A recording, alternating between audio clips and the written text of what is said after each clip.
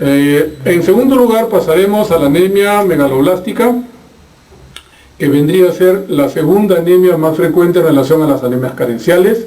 Recordemos que la anemia megaloblástica tiene que ver con la síntesis de los ácidos nucleicos.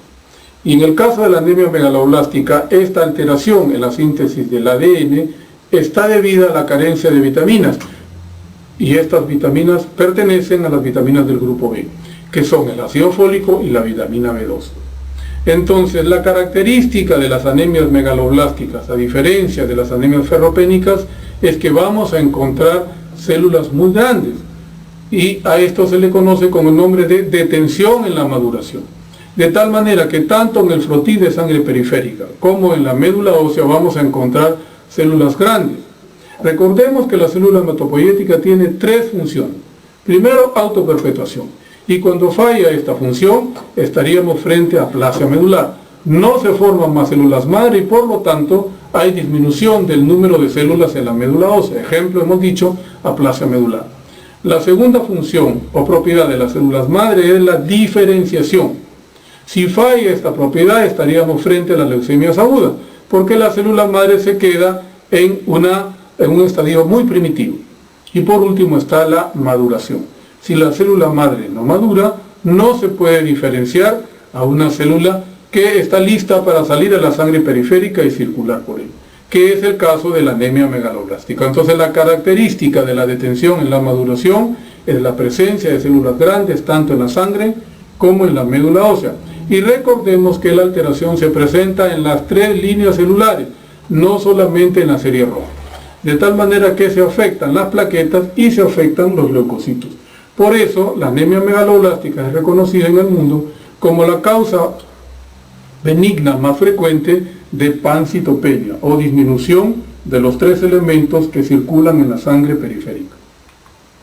En relación a la fisiopatología, la anemia megaloblástica hemos dicho que es una expresión del trastorno madurativo de los precursores eritropoyéticos o de síntesis a nivel de la médula ósea, y que es debida a la presencia o la carencia de dos vitaminas del grupo B, el ácido fólico y la vitamina B12 o cobalamina. ¿Qué sucede en una hematopoiesis normal? Las células que tienen capacidad de autoduplicación, la mayor parte de su tiempo de vida se encuentran en fase G0 de reposo.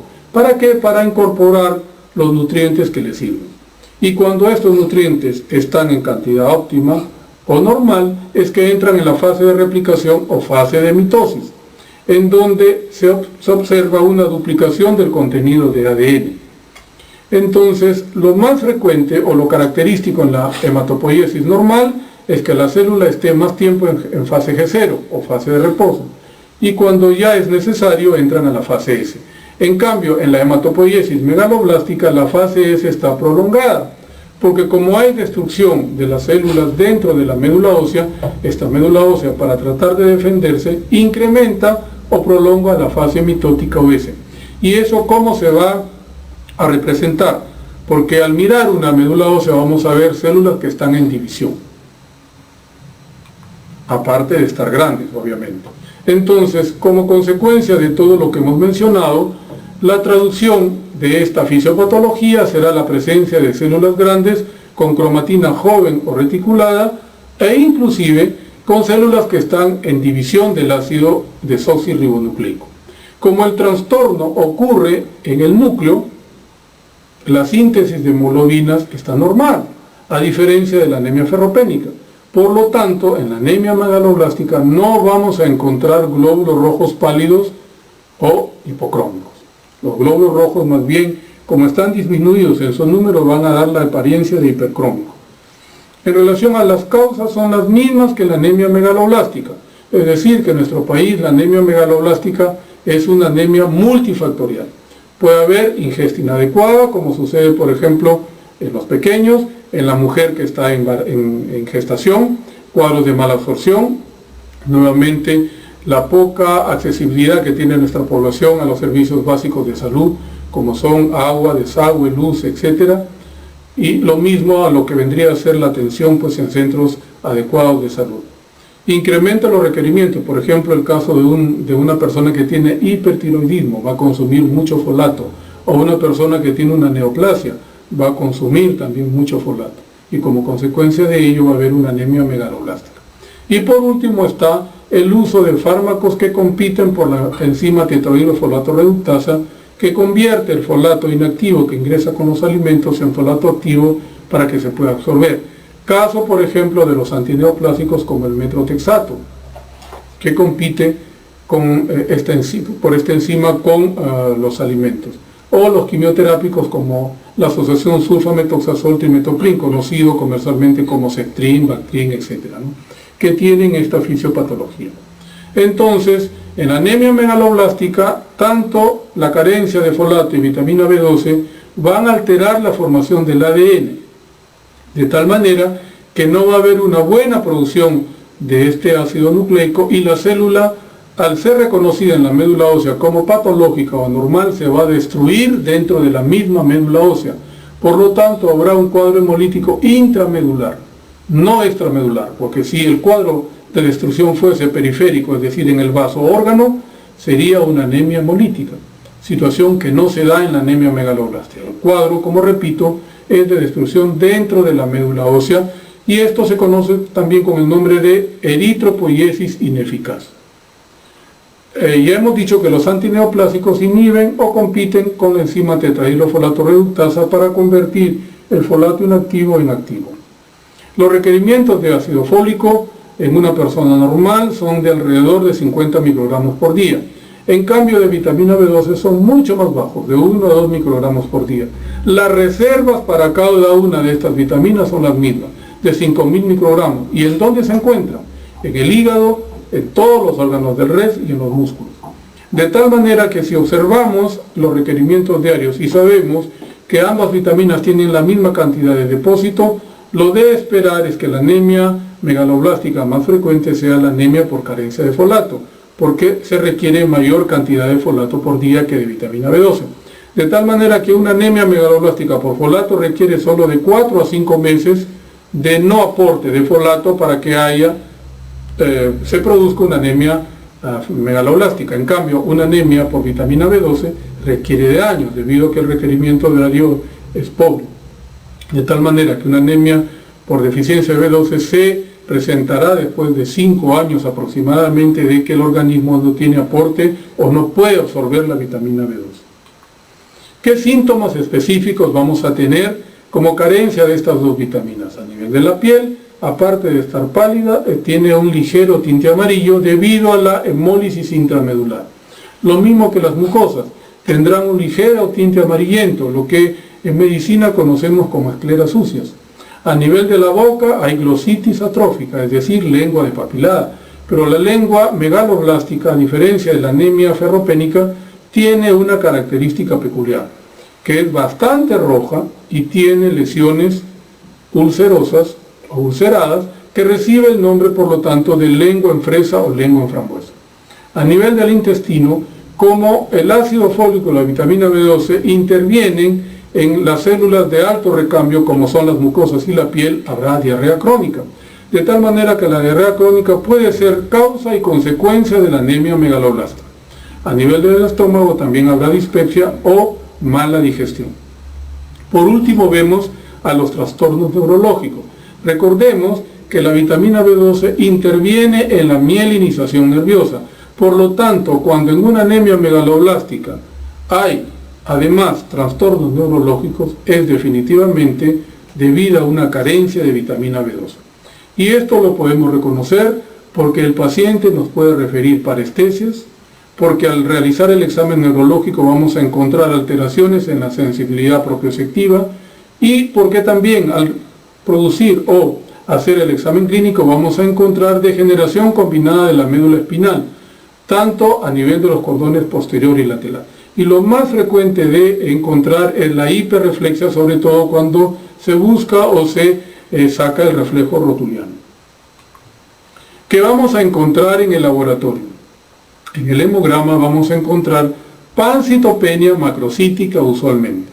Al analizar la serie roja vamos a encontrar la presencia en promedio de glóbulos rojos de gran tamaño, más de 100 femtolitros de tamaño. Por lo tanto, macrocitosis. Podemos encontrar rezagos de la hematopoiesis ineficaz, como son los cuerpos de Joule-Joly, que son una especie de pequitas de color morado que se encuentran en el citoplasma de los glóbulos rojos. Y el índice de anisocitosis va a estar muy elevado. Recordemos que la anemia megaloblástica es la anemia que más aumenta el RDW o índice de anisocitosis. Puede estar tan alto como 40%. ¿Qué nos dice eso? Nuevamente, que vamos a encontrar glóbulos rojos grandes, pequeños y normales. Los leucocitos usualmente están disminuidos y acompañados de los polisegmentados. Un polisegmentado es un polimorfo nuclear que tiene más de 5 lóbulos. Y por último, las plaquetas pueden estar comprometidas en su número con la presencia de plaquetas grandes o macroplaquetas. Por lo tanto, el hemograma referente de un paciente megaloblástico sería una pancitopenia macrocítica sin reticulocitosis. ¿Qué vamos a encontrar al estudiar la médula ósea? Como el hierro no se utiliza, porque el glóbulo rojo que se forma se destruye inmediatamente en la médula ósea, el hierro se va depositando en la médula ósea. Por lo tanto, lo usual es el aumento de la hemosiderina. Al observar la celularidad hematopoyética vamos a encontrarla que ella se encuentra muy incrementada, de tal manera que es imposible que una anemia megaloblástica sea hipocelular. La característica en relación a la celularidad medular es que las anemias megaloblásticas son hipercelulares, como ocurre también en las anemias hemolíticas. Y hay lo que se conoce como el nombre de detención en la maduración. Ya hemos dicho que detención en la maduración es la presencia de células grandes y con cromatina laxa o joven. Desde el punto de vista bioquímico se pueden determinar o dosar las diferentes vitaminas. El ácido fólico lo podemos dosar en el suero y en los glóbulos rojos, y en ambos casos lo debemos encontrar disminuido. Obviamente el folato intraeritrocitario es mucho más fidedigno, porque no varía con la dieta, como sí sucede con el folato sérico. En cambio, la vitamina B12 solamente la podemos cuantificar o dosificar en el suero. Decimos que si tenemos una vitamina B12 menor de 100, la posibilidad de que esta persona tenga una anemia perniciosa es bastante alta.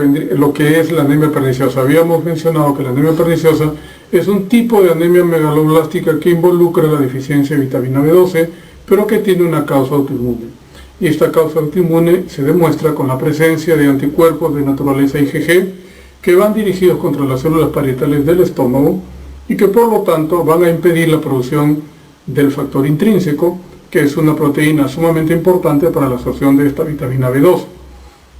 De tal manera que la sospecha de la anemia perniciosa la tenemos cuando la persona tiene una vitamina B12 menor de 100. Eso nos da lo que vulgarmente se conoce con el nombre de campanazo o la alerta. Entonces, si tenemos una vitamina B12 menor de 100, debemos o tenemos la obligación de descartar una anemia perniciosa. ¿Y qué otros parámetros debemos tener en cuenta? Que el paciente debe ser sometido a una endoscopía en donde se demuestre que tiene una atrofia gástrica, producto de la destrucción de las células parietales. Y que al final el tratamiento va a ser de por vida, porque la vitamina B12 no se va a poder absorber. Y además el tratamiento tiene que ser parenteral. Entonces, el tratamiento de las anemias megaloblásticas, si son debidas a folato, vendría o consiste en reponer la cantidad de folato que se debe ingerir por día, que fluctúa entre 1 a 5 miligramos durante 6 meses, obviamente dependiendo de las causas. Por ejemplo, si una persona tiene una anemia hemolítica congénita, como destruye y forma glóbulos rojos constantemente, tiene que tomar folato toda su vida. Si es un hipertiroideo o una hipertiroidea, el tratamiento del hipertiroidismo va a determinar también la cantidad de tiempo que debe recibir folato. Una vez que esté estable, la persona recibirá un folato normal que ingiere con los alimentos. En cambio, para la vitamina B12, el tratamiento más en boga es aquel que recomienda la Asociación Americana de Hematología para la anemia perniciosa, que consiste en la aplicación de 1000 microgramos de vitamina B12 durante 7 hasta inclusive 14 días, y a esto se le conoce como el nombre de tratamiento de inducción, es decir, de tratar de normalizar la cantidad de vitamina B12 circulante, para luego dar una dosis de 1000 microgramos por semana, cuyo objetivo es normalizar los niveles de hemoglobina. Y por último, 1000 microgramos por 6 a 12 meses, dependiendo de la causa. Hemos dicho que si es una anemia perniciosa, el tratamiento es una vez al mes de por vida, porque esta persona es incapaz de absorber la vitamina B12 debido a la causa de tipo inmunológico que tiene.